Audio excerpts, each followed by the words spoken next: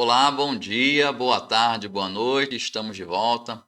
Mais uma vez, mais uma semana, mais um episódio do podcast Falando de Direitos. Hoje o episódio número 12. Estou aqui, eu sou Alexandre Bezerra, professor e advogado. Eu trago para vocês aqui semanalmente informações sobre direito administrativo, direito tributário, concursos públicos, direitos dos servidores públicos em geral. Vamos lá? O episódio de hoje muito importante. Olha aí. Episódio número 12, fator de cálculo da aposentadoria especial proporcional e por incapacidade do professor público. Assunto muito importante, mas antes disso, não esqueçam de ir lá no YouTube, no canal Falando de Direitos Podcast.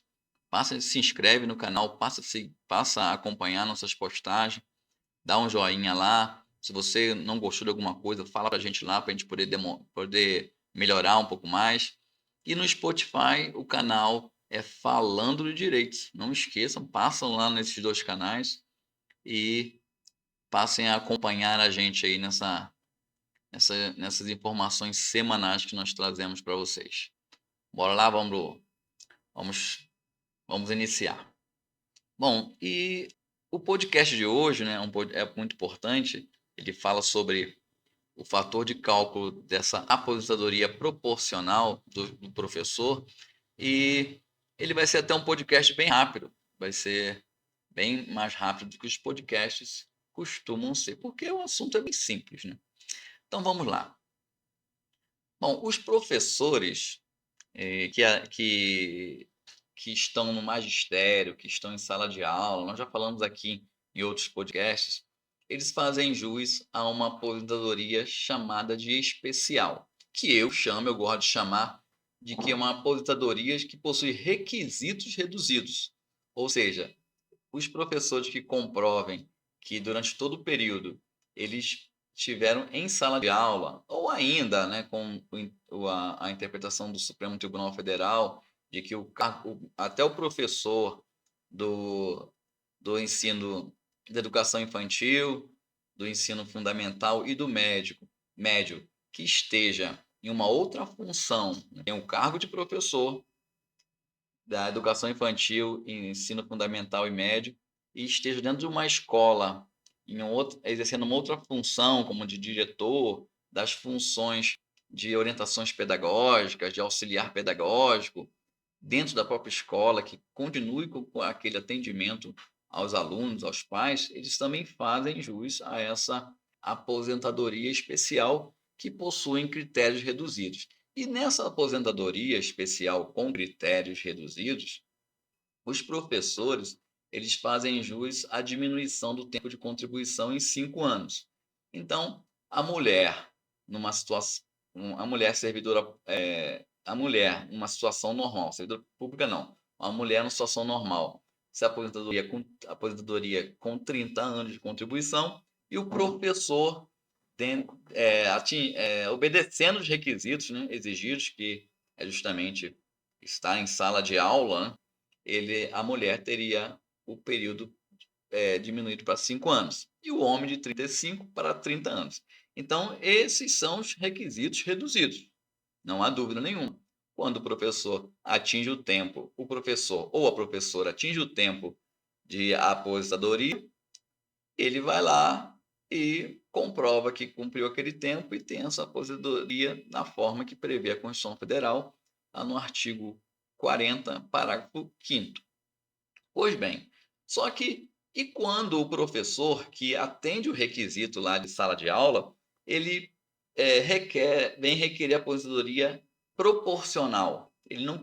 A professora não completou os 25 anos e ela se aposentou de forma proporcional. E como é que era o cálculo dessa remuneração, né? Desse provento de aposentadoria? Ou até mesmo quando ela aposentava por incapacidade, na forma proporcional. Ela não tinha requisitos totais para a aposentadoria integral, então aposentada da forma proporcional. Como é que era que deve ser feito o cálculo? Como que é feito o cálculo em alguns lugares? O que acontece? Em algumas situações, a professora, dar um exemplo, a professora tem 21 anos dentro de sala de aula, né? Tempo de contribuição, está tudo comprovado, requereu a aposentadoria dela proporcional e foi deferida, ela está aposentada, recebendo proporcionalmente. O que que ela precisa observar em alguns casos, né? Qual foi o divisor utilizado para se chegar ao valor da aposentadoria? Porque alguns entes públicos, eles no momento da concessão, eles entendem o seguinte: ó, o tempo reduzido é só para a aposentadoria integral, não se aplica no momento da aposentadoria proporcional ou no benefício por incapacidade, né, proporcional. Então, isso traz um grande prejuízo. E eu dou um exemplo. Vamos supor, uma professora que tenha 21 anos de tempo de sala de aula, de tempo de contribuição, uma professora pública, preencheu os requisitos, requereu a aposentadoria proporcional. E foi deferida, e na hora do cálculo, eles normalmente, não são todos os casos, né? Mas em algumas situações, por isso que tem que ser feita a verificação, ele pega ali para calcular a renda, o provento, 21 anos e vai dividir por um divisor que é o tempo necessário de contribuição. Os entes, ao invés de pegar o tempo reduzido para a mulher, que é de 25 anos, e dividir 21 por 25, ele pega ali e coloca 30 anos, que é a aposentadoria normal para as mulheres. E logo 21 por 30 e 21 por 25, 21 por 30 vai ser um fator muito menor. Logo, esse fator ele vai ser multiplicado pela média da renda, para se calcular o valor do benefício. Então, o benefício vai ser menor. Só que se ele pegar e fazer da forma que determina a Constituição Federal, e 21 anos de contribuição, quantos anos a aposentadoria é de forma integral para a mulher professora? 25 anos. Então, ele tem que pegar esses 25 e colocar como denominador. Então, quando você divide 21 por 25, o fator é muito maior. Eu trouxe até um exemplo para ilustrar para vocês. Olha aqui. Ó, vamos imaginar uma servidora que contribuiu 21 anos para o regime próprio dela e tem uma média, e o cálculo da média da remuneração foi de 4.000. Na forma que alguns entes públicos fazem, eles pegam 21 anos e dividem por 30. 21 dividido por 30 é igual a 70, 0,7, 70%. Logo, 70% de 4.000 é R$ 2.800. Teoricamente, né? Teoricamente, fazendo um cálculo assim, a grosso modo, a remuneração da aposentadoria proporcional ou por incapacidade, proporcional por incapacidade, seria de R$ 2.800. Só que, observando que esse critério não deve ser aplicado, né, se não for o caso desse ente específico da aplicação de um critério diferenciado, um outro critério que não seja o previsto na Constituição Federal, é necessário que seja aplicado ao divisor o tempo necessário, ou seja, o requisito mínimo para a mulher para a professora se aposentar, que é o quê? 25 anos, o requisito reduzido. Então, 21 dividido por 25 dá 84, ou seja, 84%. 84% de R$ 4.000 dá 3.360.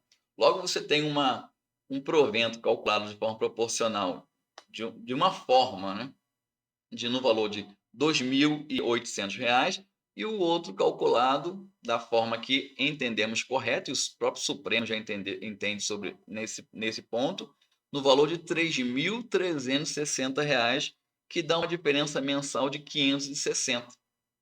Pensa, mensalmente, R$ 560. Então, esse podcast, eu decidi gravar esse podcast porque eu tive um caso específico, concreto, de uma professora aposentada e que ela queria fazer uma ação, me procurou para uma ação de outra situação, era outra questão que ela queria, não era nem em relação ao direito dela de servidora, de aposentada, não era nem sobre isso, era sobre outra situação. E quando eu peguei as fichas financeiras, eu sempre peço ficha financeira, quando eu pedi a ficha financeira, eu olhei o contra-cheque dela, eu vi que a remuneração dela estava muito baixa. Eu perguntei o que houve, como é que foi, e ela me apresentou a documentação do momento da concessão. E naquele momento da concessão foi utilizado o divisor 30 para ela, e ela ficou ali com um percentual, um fator para aplicação à média dela, um fator muito alto, muito baixo, o que acarretou uma remuneração muito baixa.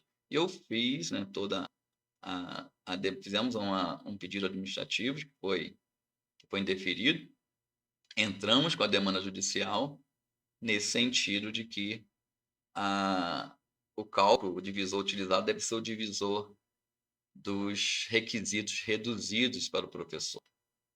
Gente, excelente estar com vocês aqui. Todos os professores públicos que têm um benefício nesse sentido proporcional, seja aposentadoria, a pedido, né, proporcional, ou por incapacidade, o benefício por incapacidade tenha sido calculado de forma proporcional. Observem se o divisor utilizado foi o divisor dos requisitos reduzidos, porque esse é o seu direito. Vai ter alguns casos que não se aplica essa regra. Vai ter casos sim, que vai depender de alteração, como, por exemplo, a verificar o que tem na Constituição Estadual, se for um servidor estadual, na lei orgânica do município, se tem essa previsão, mas não havendo, há de se aplicar, até antes da emenda constitucional 103, o que está previsto na Constituição da República Federativa do Brasil. Então, eu deixo aqui finalizo por aqui esse podcast número 12, desse assunto muito importante, e lembro para vocês, corram lá nas nossas redes sociais, no YouTube, no Spotify, fale com a gente, mande mensagem, e semana que vem estamos de volta com mais um episódio do podcast Falando de Direitos. Um grande abraço e até a semana que vem.